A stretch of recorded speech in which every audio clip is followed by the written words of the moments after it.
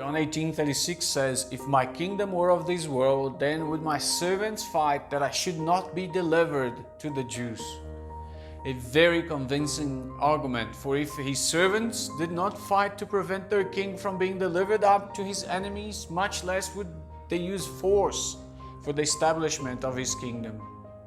God's kingdom is indeed taken by violence, but not through human strength. Jesus proved his strength not in fighting with human power, but in surrendering, in allowing people to beat him, humiliate him, spit on him. He didn't fight back, he didn't say a word. Isaiah 53:7 says he was oppressed and he was afflicted, yet he did not open his mouth. Like a lamb that is led to slaughter, and like a sheep that is silent before its shearers, so he did not open his mouth. Imagine the power of love unfolding in front of all of his aggressors when he so calmly gives himself into those who came to fetch and arrest him.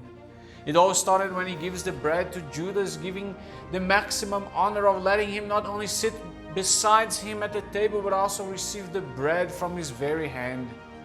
In going to Gethsemane, he's about to submit everything to his Father. He doesn't want all of that pain to happen, and his soul is in tremendous agony.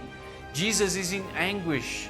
He's troubled to the point of calling Peter, James, and John to pray with him, and the distress in his soul is so big that he starts having the strongest physical signs a person can have when they are in distress. He starts to sweat blood. Jesus is weak and he is pleading with the Father to take away from him with what is about to happen, if possible. But your will be done, not mine. In his most vulnerable and weak moment, he prayed 3 times, your will be done, not mine. Judas comes and kisses him to give a sign to those who are after him. They ask where Jesus is, and when he says, "I am he," all who came to arrest him fell to the ground at the power of Jesus' words. The power of the kingdom of heaven was released in such a way that at the sound, not of swords, but surrender, no feet could stand. "I am he, take me and leave all the others alone." "No, Peter, you don't need to resist, you don't need to fight." And he heals the wound of the soldier right in front of his persecutors.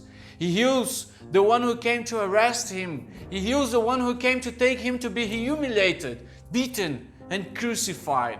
Nothing can stop him from loving to the end. Love came to the world to love, and he loved in the most loving way one can love. He loved us so that he offered himself so that we could be saved. In order to purchase us from the control of darkness, he has to pay the price of blood and sacrifice.